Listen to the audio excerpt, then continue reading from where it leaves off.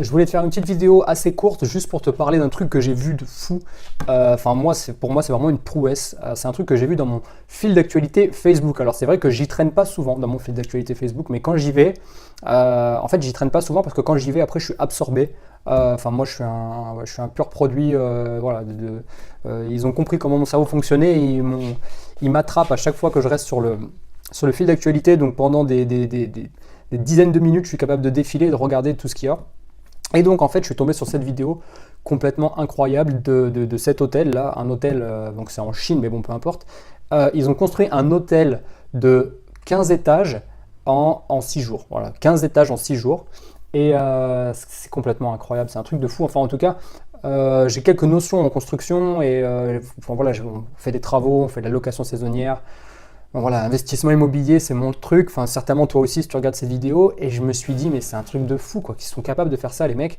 Alors évidemment, il y a certainement beaucoup de travail en amont, de conception, de préfabrication, etc. Mais enfin bref, j'étais en train de regarder cette vidéo. Mais au final, tu dois certainement te demander, ok Mathieu, super, sympa ton histoire, sympa ta vidéo, mais pourquoi tu nous parles de ça? Je te parle de ça parce que s'ils ont fait ça, s'ils ont construit un hôtel aussi rapidement, c'est certainement pas pour un jour se dire « Putain, ça y est, on a réussi, on est dans une des vidéos de Mathieu, il est en train de parler de nous, c'est génial. » C'est pas du tout ça. Ils ont fait ça parce que cet hôtel appartient à une chaîne hôtelière, donc à un groupe d'entreprises. Donc une entreprise, c'est un système capitaliste qui cherche à faire de la rentabilité.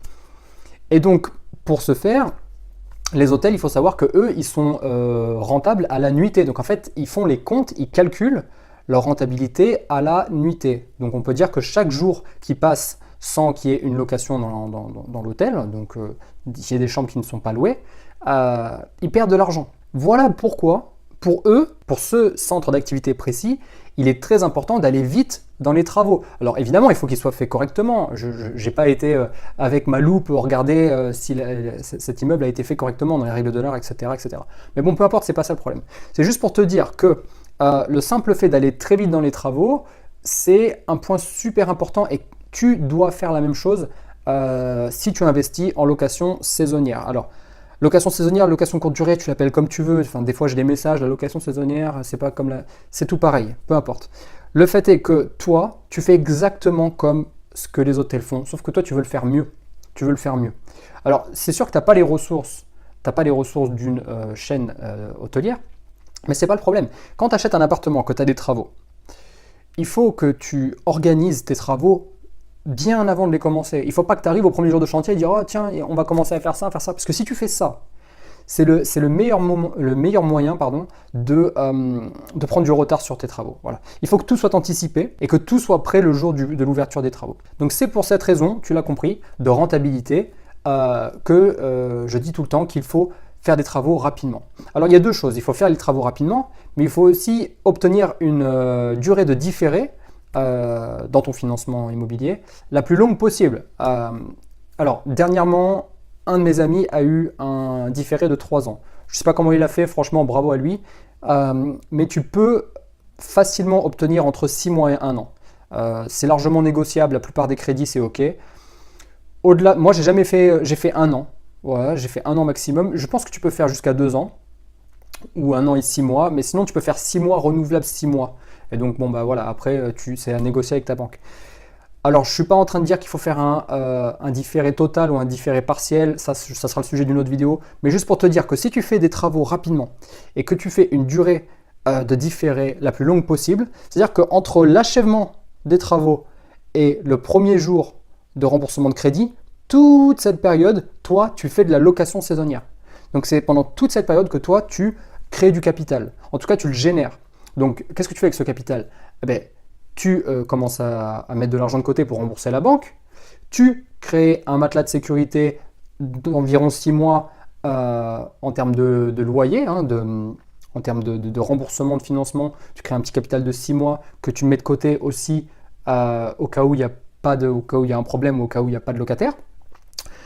Et numéro 3, très important, c'est le montant, le capital, c'est un autre matelas que tu es en train de créer, c'est un capital qui va te permettre de réinvestir. Et donc en fait, plus cette période est longue, plus tu as de chances de réinvestir rapidement derrière pour avoir un autre appartement, un autre bien.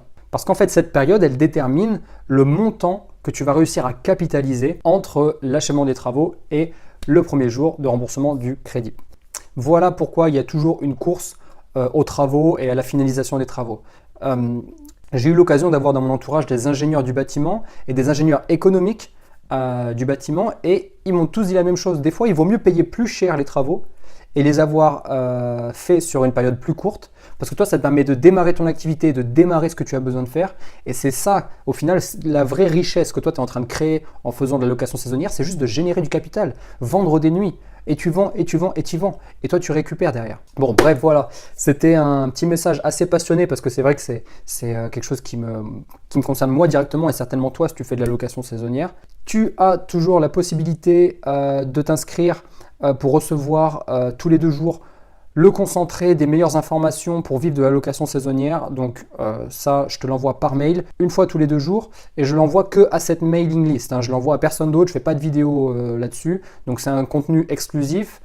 C'est gratuit, mais je l'envoie que à cette mailing list. Donc je te mets le lien au-dessus, en dessous, je sais plus. Donc dans la description, newsletter conseil, 2 points. Il y a le lien, tu cliques dessus. Au passage, j'en profite pour te dire que tu as toujours la réduction sur l'outil Cashflow Évaluation. Donc si tu en as déjà entendu parler, c'est un outil moi que j'utilise quand je vais faire des visites d'appartements ou quand je cherche à optimiser ma rentabilité. Et donc tu rentres tout dans les cases de cet outil et cet outil te dit exactement quel cash flow exact à l'euro près tu vas faire à la fin du mois. Donc je te mets aussi le lien dans la description. Ciao. It was all a dream. I used to read Word Up magazine. Salt and Pepper and Heavy D up in the limousine. Hanging pictures on my wall. Every Saturday, rap attack Mr. Magic Molly Mall. I let my tape rock till my tape pop. Smoking weed and bamboo, sipping on private stock. Way back when I had the red and black lumberjack with the hat to match. Remember rapping Duke? The hard, you never thought that hip hop.